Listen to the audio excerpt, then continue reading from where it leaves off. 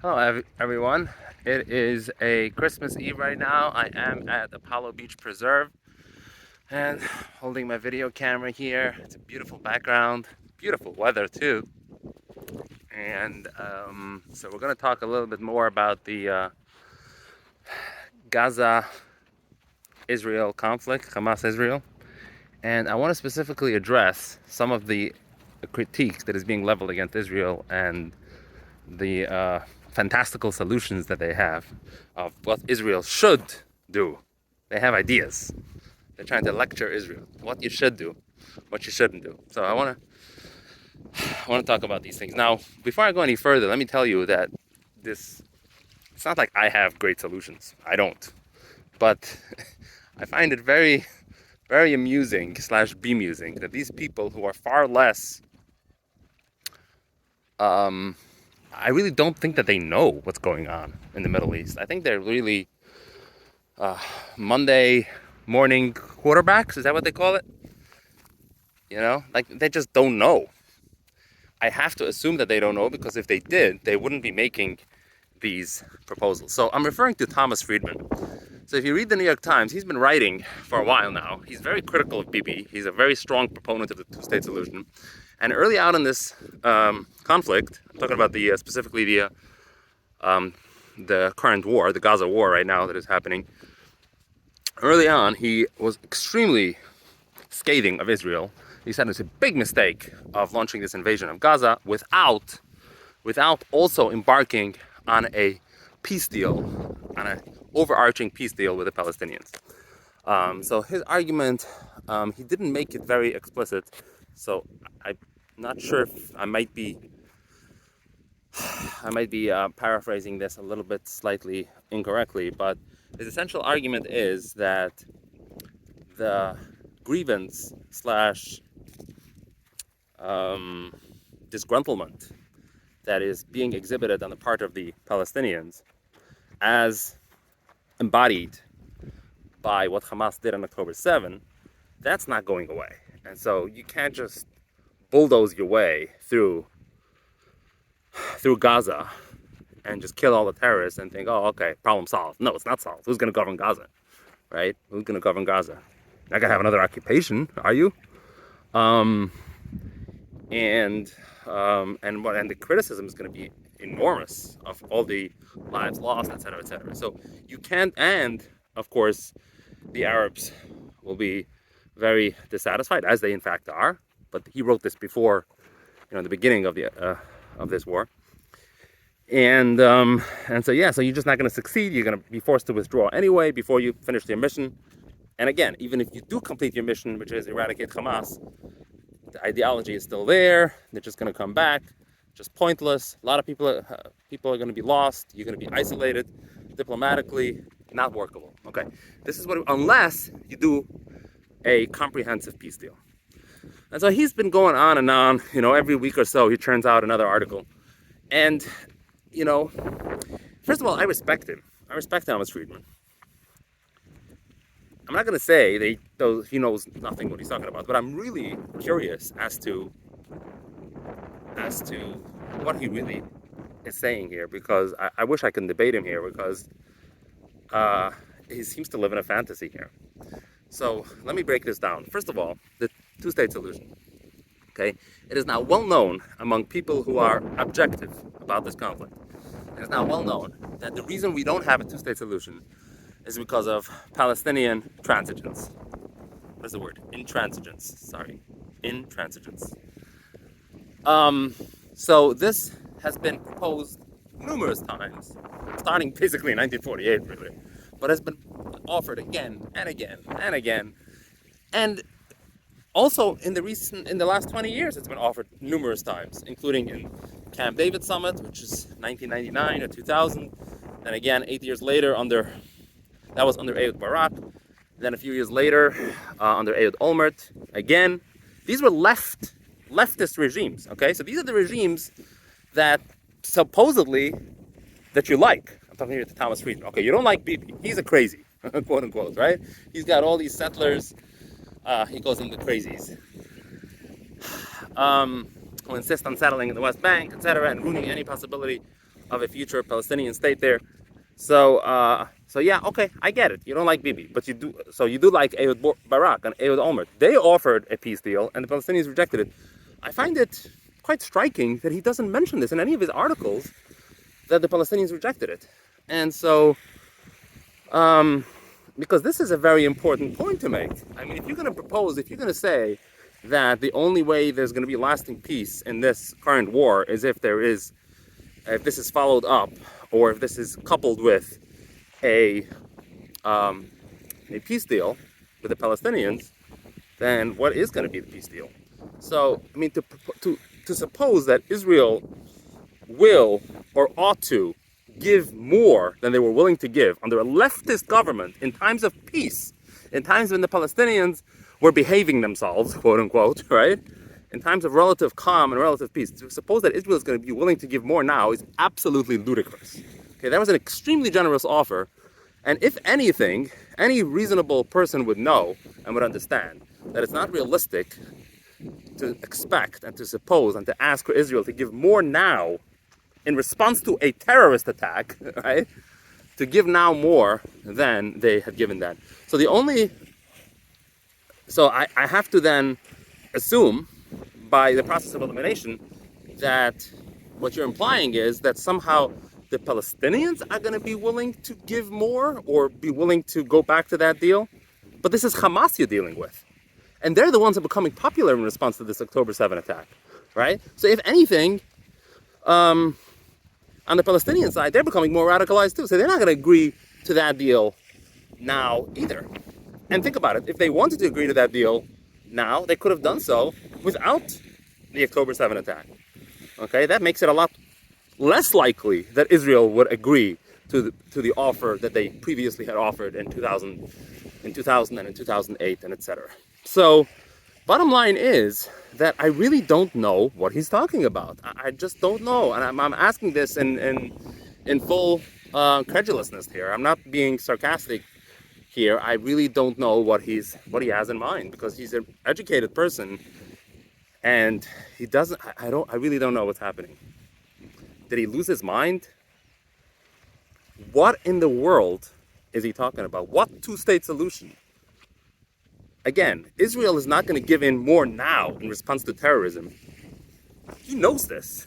As a political expert, he knows that, and Israel already made an extremely generous offer. Remember, they were giving back 92% of the West Bank. They were giving security, independent security for most of the area.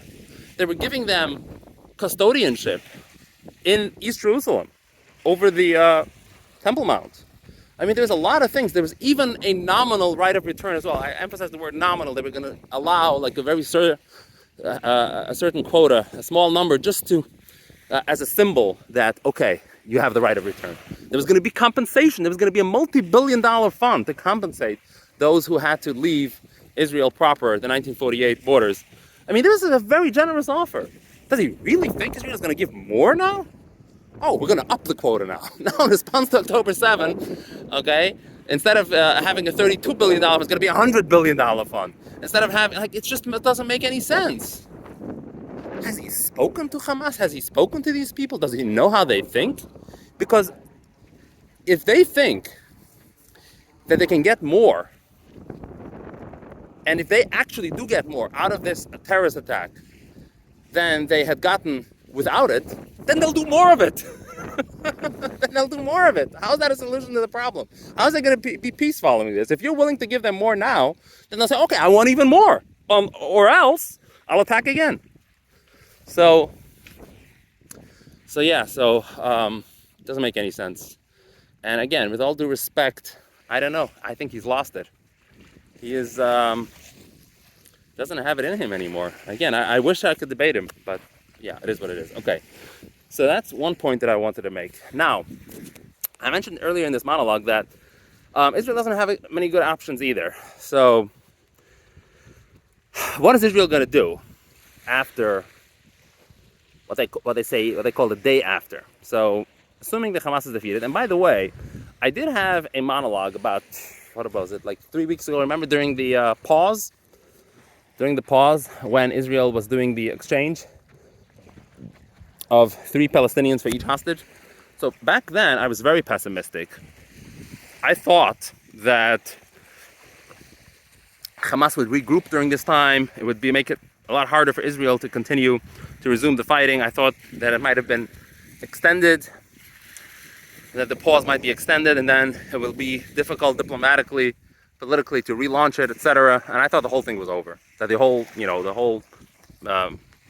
campaign to eliminate Hamas was gonna just die.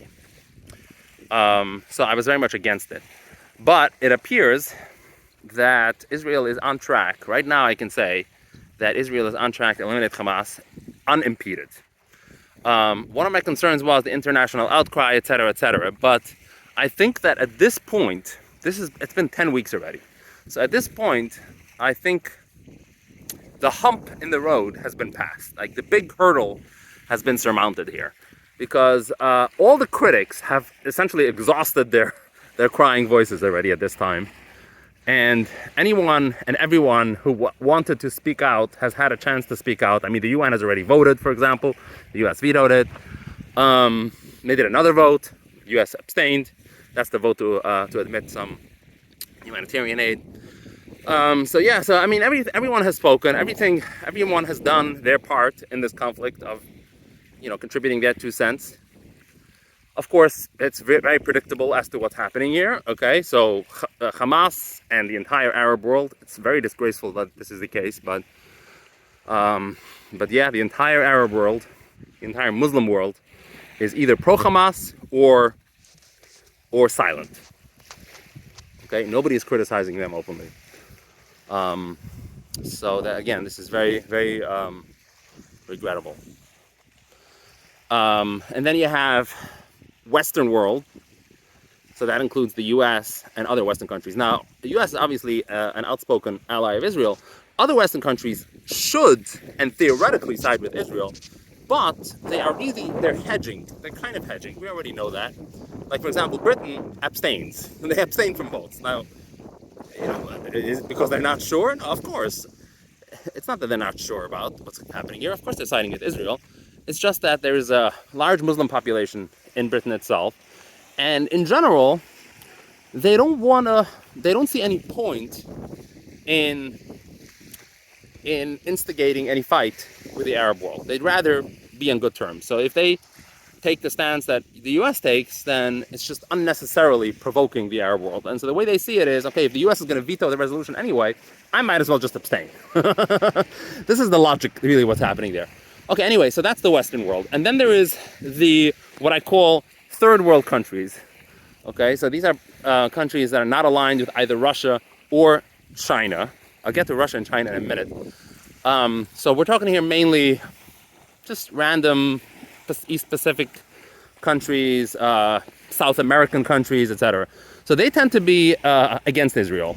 And the reason is, again, the same thing that we said earlier about Great Britain, is that they don't want to provoke the Arab world because there's such a strong bloc that is anti-Israel in the international community, namely the Arab bloc, and they have oil, right? And remember what happened in the 1970s when the U.S. sided with Israel, right? They put the embargo on, so they don't want to, so they're basically taking the path of least resistance, not the ideological path. Okay, so just diplomatically, it's convenient to be pro-Arab and anti-Israel. And so bottom line is, everyone has carved out their position. Everyone is hunkered in. Nobody is budging. Micronesia is going to be pro-Israel. They have been pro-Israel for the last who knows how long. I don't know why, by the way, but it's just interesting stuff. I still don't know why, but it always makes me laugh because it's just a small country and it just decided to be pro-Israel. That's it. It's always one of those 10 countries in the United Nations that vote pro-Israel. Anyway, point I'm making here is that we're about halfway through in this war. So according to Israel, about 7,000, I mean, the last figure I heard was 7,000, might be up to 8 by now.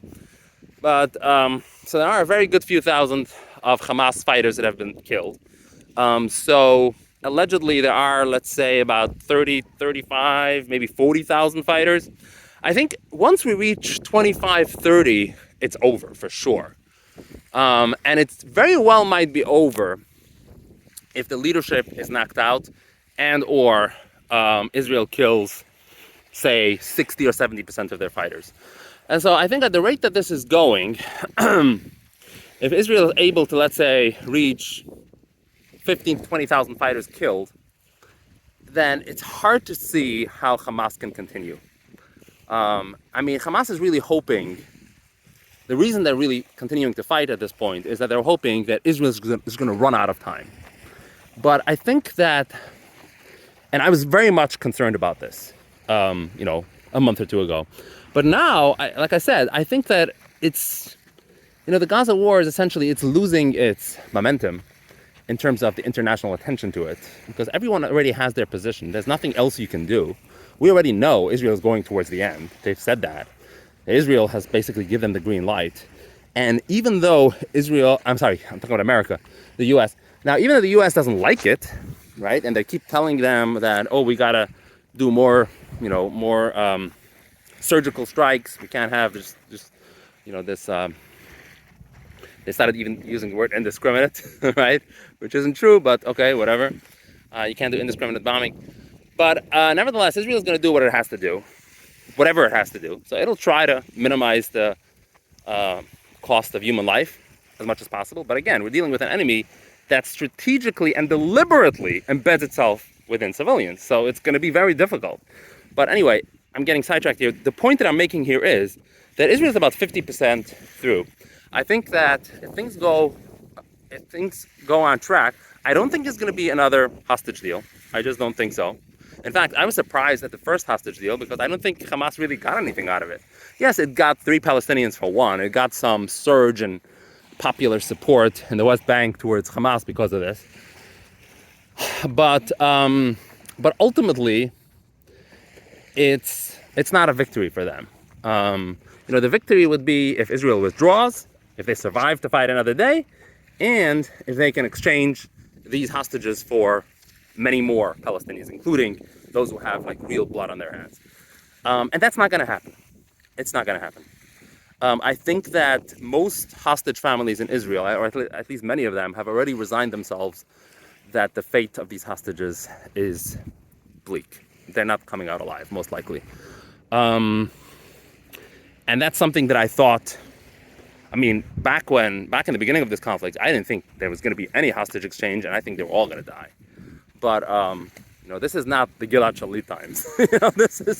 This is far beyond that. It's not happening. So, and that's, by the way, the mistake of the Gilad Shalit deal, which encourages these terrorists to do this again and again, because they think that, if I can come in, do a rampage through Israel and get hostages, then I can just get whatever I want. That's my get out of jail free card. So this was a big mistake doing the Gilad Shalit exchange.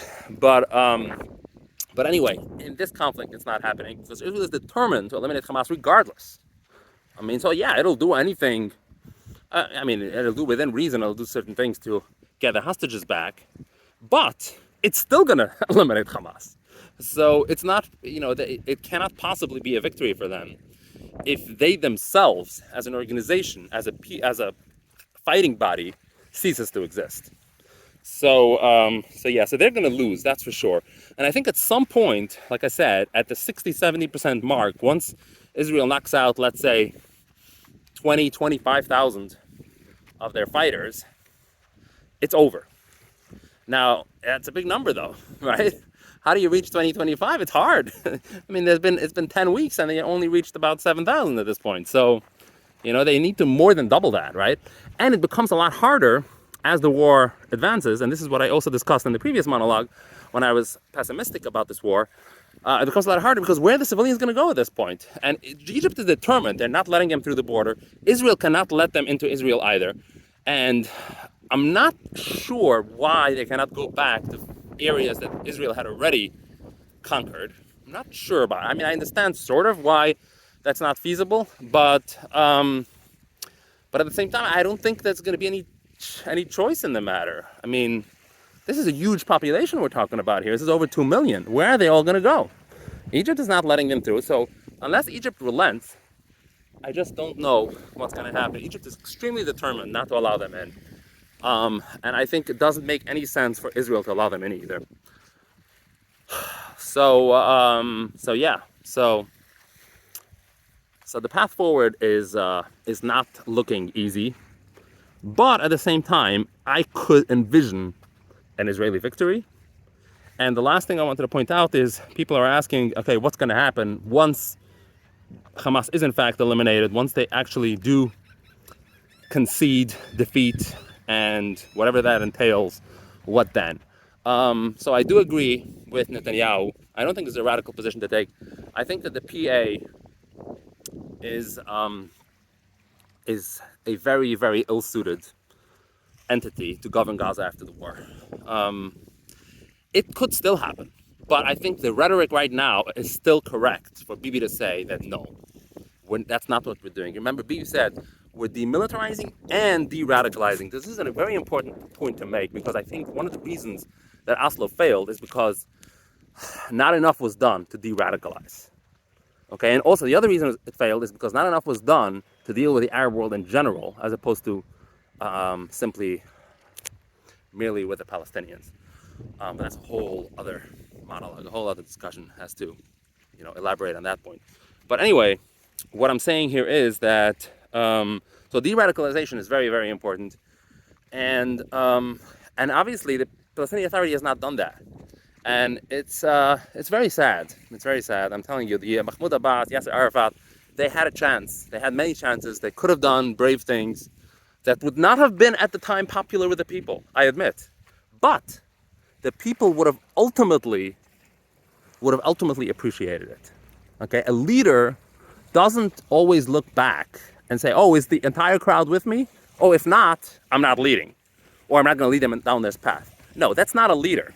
A leader is able to rally the crowd and to tell them, "Hey, I'm taking you to a good place. Bear with me. Follow me." Urge them to follow me. Urge them to follow him.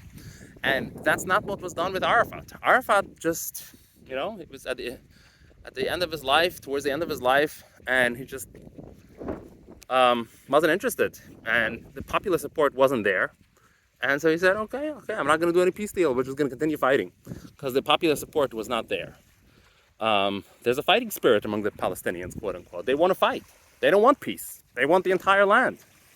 That's what the Arab world wants. That's what they want. That's what they have been taught. They have been raised. The entire entity of the Palestinian,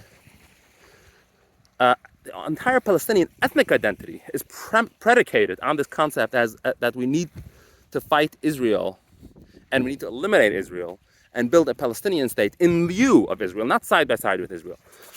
But again, that's a whole separate discussion. Bottom line is here that the point that I'm making here right now is that de-radicalization is very important, and the Palestinian Authority doesn't have it in them. They're just going to keep teaching the next generation. And, again, I'm not going to say that Israel has a clear path forward. It doesn't. But at the same time, what it is doing right now, in its mind, in its logic, is inevitable regardless. And if Thomas Friedman has another solution, tell me what it is, because the two-state solution isn't it. Right? Like I explained earlier, the two-state solution ain't it. So what exactly, the people who tell Israel, oh, you don't have a plan for the day after. Okay, what is your plan? Again, the analogy I told you earlier, don't be a backseat driver. Don't be a backseat driver. If you want to drive, then go to the steering wheel and drive. Okay? Don't sit in the back seat and tell the driver what to do if you are not able to do that yourself. So if you're criticizing Israel, you better have a very clear alternative plan, because if you don't, then don't criticize Israel. Okay? Because again, from Israel's standpoint, this needs to be done regardless of whether there is a plan and what exactly the plan is. And a lot of times, the plan for the day after doesn't crystallize until after the first step, which is eliminating Hamas, is completed. And so just because you can't envision, and just because Israel cannot envision what that plan is, doesn't mean that there isn't a plan, or that a plan will not materialize at a subsequent point in this process. So thank you all for watching, and I hope you enjoyed. And until next time, bye-bye.